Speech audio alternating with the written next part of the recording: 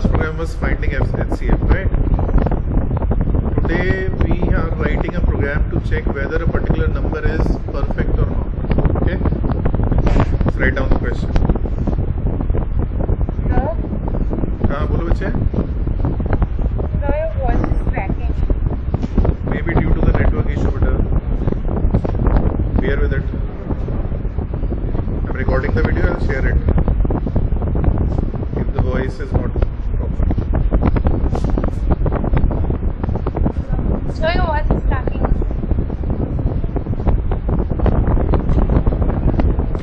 Okay. Write a program to check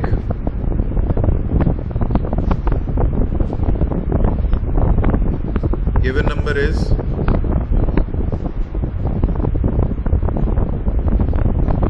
perfect or not. Is it better online? Is it better online?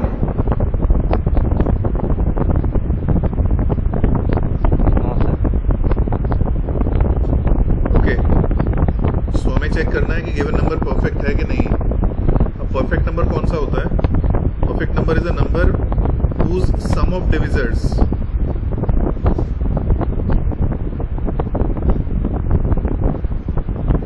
up to half of number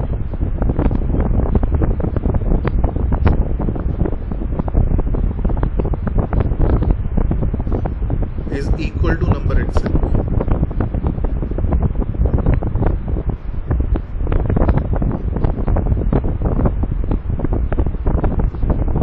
Okay, so write a program to check if a number is perfect or not, and a number is perfect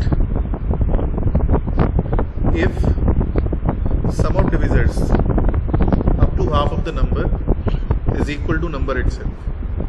So let's take some example. Let's take one example. 6 is a number. Alright? What are the divisors of this number up to half of the number? 1 is the divisor. 2 is the divisor.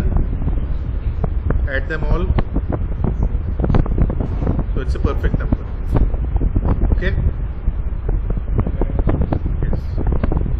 Let's talk of 28. First divisor is 1,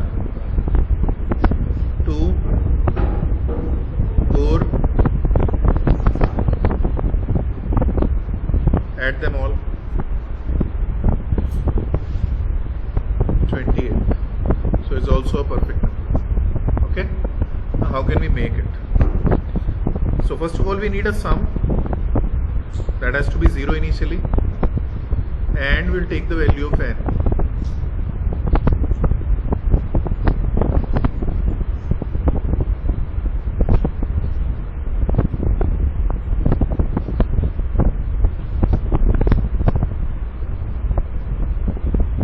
Okay. Now we have to find out the divisors.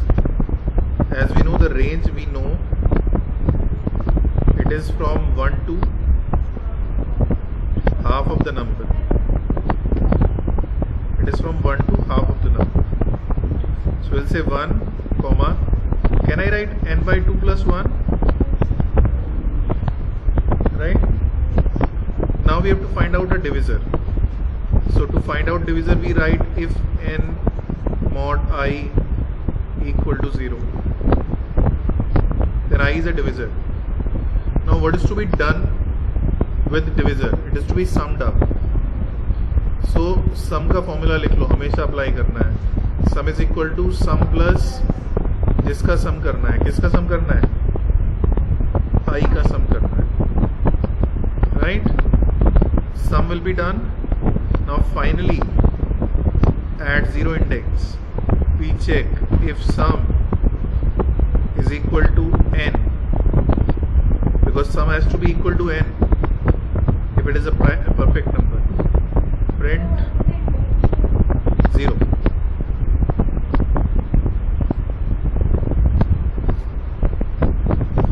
Perfect number, else print not perfect. Let's check this. Whatever you have written is right or not. So n is 28. I will be 1, 2, 3, 4, 5, 6, 7, 8, 9, 10, 14, 28. नहीं 14 तक ही जाएगा. So 14,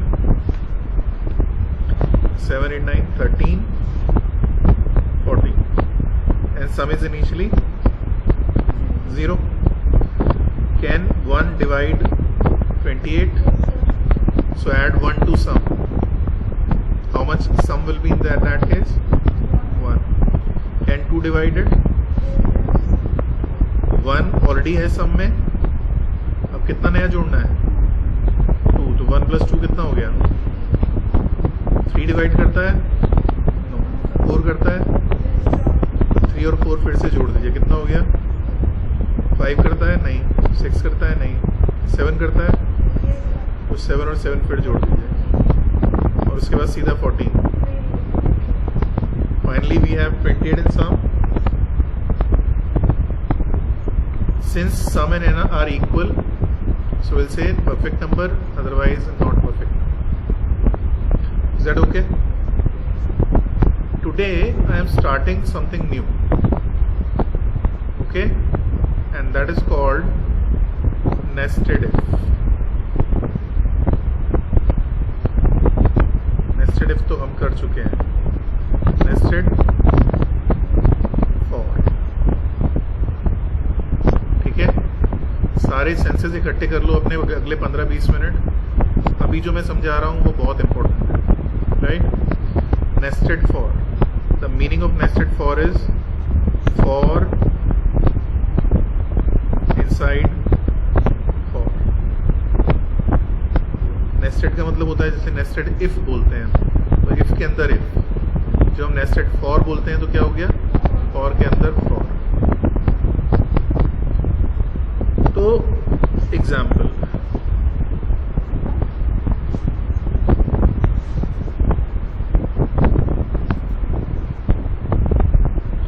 मैंने लिखा for I in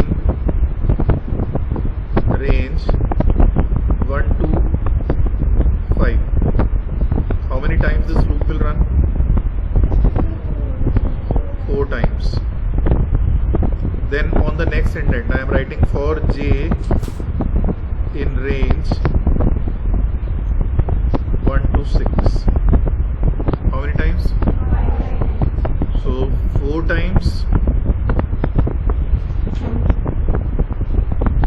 5 times.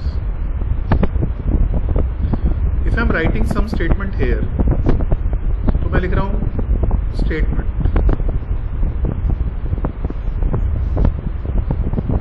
I can write statement here also. And I can write statement here also. So there are 3 places wherein I can write statement. Right? अभी तुमने जितना भी पढ़ा है उस सारी नॉलेज को कलेक्ट करके मुझे ये बताओ, पहली वाली लूप के अंदर कौन कौन से स्टेटमेंट हैं? स्टेटमेंट 1, 2, 3 में से 1 and 3. किसी को डाउट है? So for first loop has statement 1 and statement 3. All right.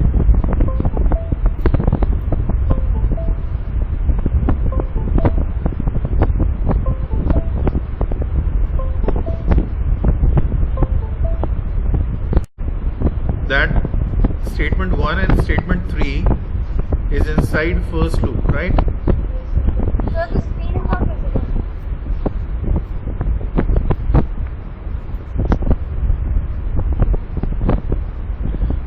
When statement 1 and 3 are inside first loop, it means they will run as many times as the first loop will run. So can I say statement 1 and statement 3 will execute 4 times? Yes, sir. Let's talk about second statement, statement 2. Statement 2 कौन सी loop के अंदर है? Second loop के अंदर. पर क्या वो first loop के अंदर भी है? यस और no? Yes, sir. Because first loop, whatever is on the next indent of first loop will be inside the first loop. So this loop, second loop, is inside first loop. So can we say statement 2 is inside first and second loop? Can we say so? Yes, sir. तो फिर ये कितनी बार चलेगा? अगर ये दोनों loops के अंदर है तो ये चलेगा 4 into 5 times, 20 times. और यही बात आपको समझनी है, ठीक है? कैसे चलेगा? तो यहाँ पे मैंने इसको समझाता हूँ. आई की पॉसिबल वैल्यूज बताइए क्या है? 1, 2, 3, 4. जे की पॉसिबल वैल्यू क्या है? 1, मैं यहीं पे लिख रहा हूँ, 2, 3, 4, 5. मैंने इसको ऐसे क्यों लिखा? बहुत इंपॉर्टेंट है, ध्यान से सुनना कि मैंने इसको ऐसा क्यों लिखा. मैंने इसको वर्टिकल ऑर्डर में क्यों नहीं लिखा? इसका आंसर बहुत सिंपल है. Yes, yes. जब i की वैल्यू 1 है और j की वैल्यू 1 से 6 चलेगी, तो जिस दौरान j की वैल्यू 1 से 6 चल रही है उस समय i की वैल्यू 1 ही रहेगी. Boys, is it clear? जब i की वैल्यू 1 है, हमने कहा आप रिपीट करिए, फिर अंदर वाले को कहा आप भी रिपीट करिए. जब पहली बार ये लूप एग्जीक्यूट हुई तो ये 6 बार घूमी. उस बार ये पहली बार थी, फिर वापस गई और अब की बार आई की वैल्यू 2 हुई. ये फिर से इसको कितनी बार घुमाएगा? 5 टाइम्स घुमाएगा. फिर तीसरी बार में फिर 5 टाइम्स घुमाएगा. चौथी बार में फिर 5 टाइम्स घुमाएगा. तो 4 बार अंदर वाली लूप चल रही है, जो कि खुद कितनी बार चल रही है? 5 बार. तो ये जो वैल्यूज बनेंगी ये कैसे बनेंगी? 1, 2, 3, 4, 5, 1, 2, 3, 4, 5. और इन सबको जब आप गिन लेंगे तो टोटल जो ये बनेगा एग्जीक्यूशन, ये 20 टाइम्स बनेगा. क्लियर है ये? और इसको लंबे समय तक याद रखने के लिए आप क्या कर सकते हैं? या तो लिखिए या अपने दिमाग में ढंग से बैठाइए, क्योंकि यही हमारे आगे वाले कुछ 30-40 प्रोग्राम्स का बेस है. ऑलराइट? जैसे फॉर में हमने 30-40 प्रोग्राम किए होंगे, 25-30, तो ऐसे ही 25-30 प्रोग्राम जो आगे करेंगे हम, उनका बेस यही है. Is that okay? चलिए, अब मैं एक प्रोग्राम लिख रहा हूँ, एक मैट बना रहा हूँ, मैट जैसा.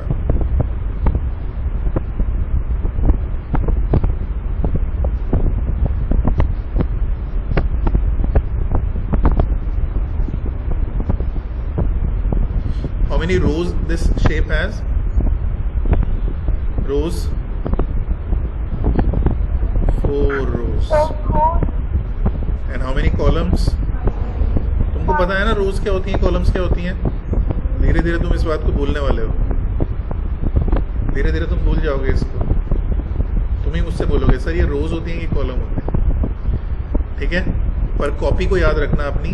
कॉपी जो रूल होता है ना तुम्हारा, वो रोज को डिनोट करता है. हाउ मेनी रोज तुम्हारी कॉपी में? 27-28. कॉलम्स कितने हैं? 2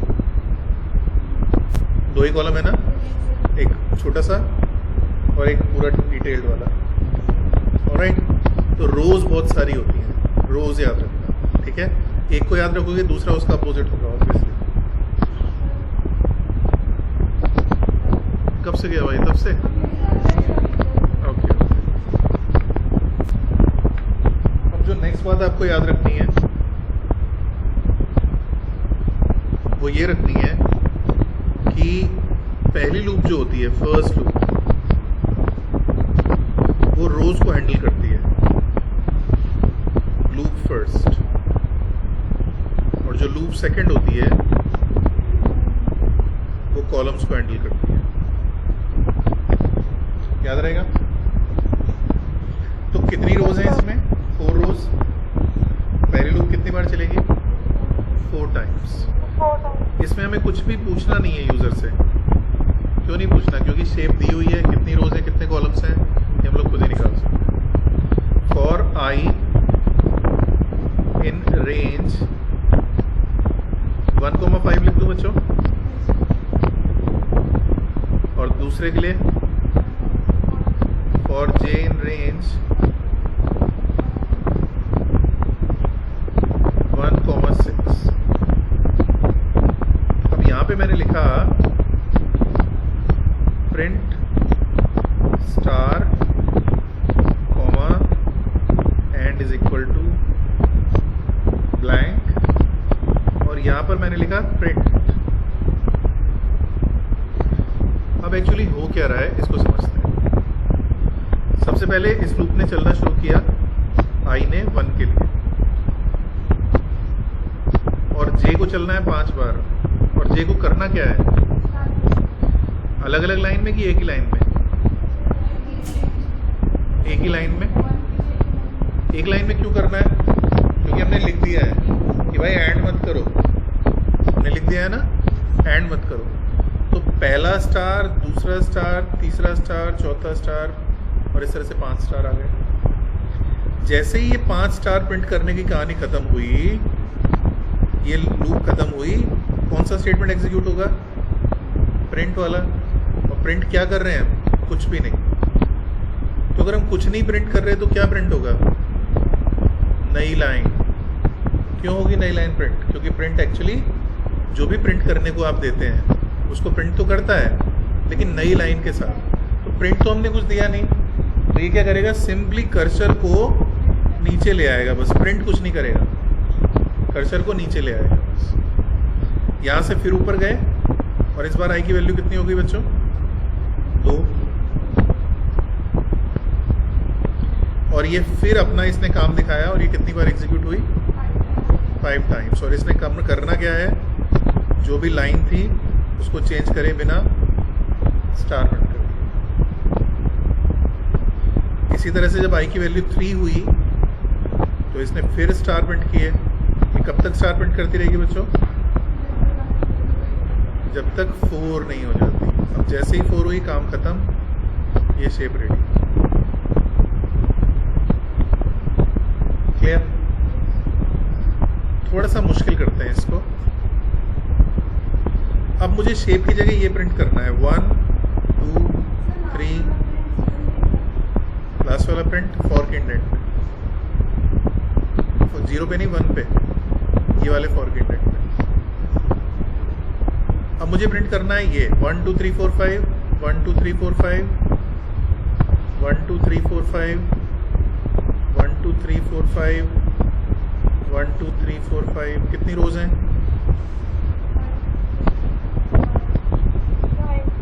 5 रोज हैं। एक और बढ़ा देता हूँ, 6 रोज हो गई। कॉलम्स, पहली लूप कहाँ तक जाएगी? 1 to 6, और दूसरी लूप 1 to 7। दूसरी, इसमें कोई बता सकता है प्रिंट क्या करेंगे? स्टार प्रिंट नहीं करेंगे। मतलब यहाँ पे जो हमने स्टार लगाया है,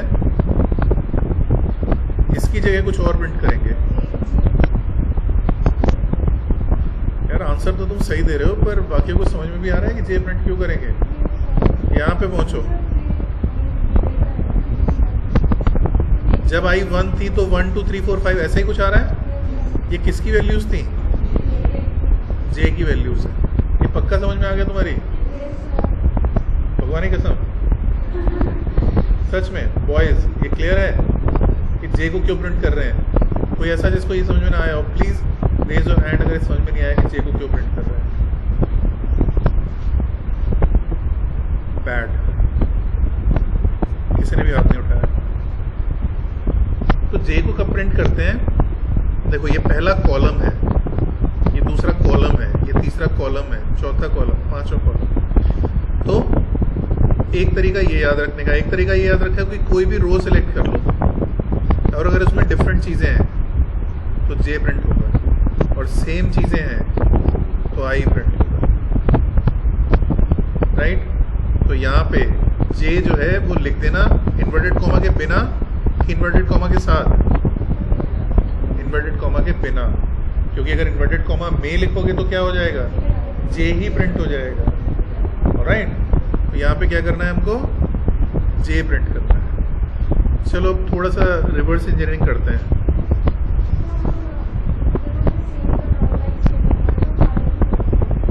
आई क्यों करेंगे, चलो चलो चलो चलो reverse engineering.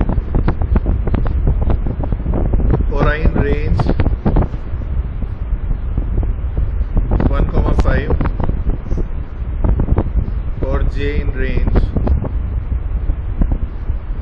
1,4 print I, print